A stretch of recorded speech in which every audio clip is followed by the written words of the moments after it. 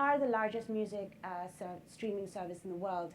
And it's a very interesting space because streaming overall, whether it's music or video, is changing drastically. The whole consumption patterns, which we spend a lot of time on internally and how we build around, is changing so quick.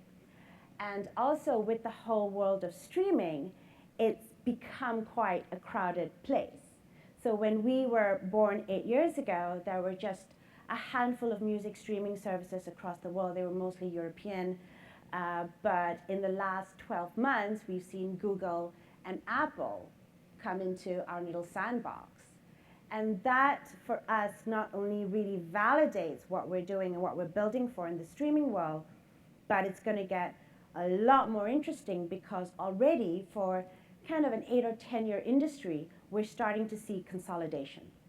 And what that means for us is we have to learn to build quicker. We're a huge data-driven company. Data drives all of our decisions. And I mean, we sit on a lot of data. We're in 58 markets. We've got 75 million users, 20 million subscribers. But people spend about 2.5 hours a day on Spotify. So there's so many things that we learn so that we can sort of build and give it back to the community. And of the hundreds of examples that I can share with you, I thought I'd just pick one because this is probably one of the most recent products that we built based on data. About 12 months ago, we realized that, again, based on an assumption, people were not looking for music the way we thought they were. People or music fans across the world are not looking for pop, rock and roll, or classical. They were looking for moments.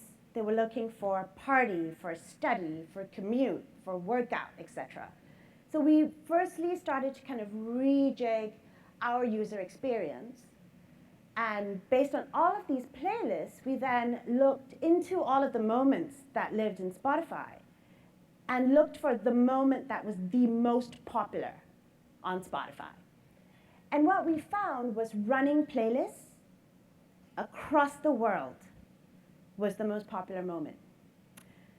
So people were, dragging themselves out of bed in the morning, putting on their sneakers, their headphones, and then scrolling for different running playlists.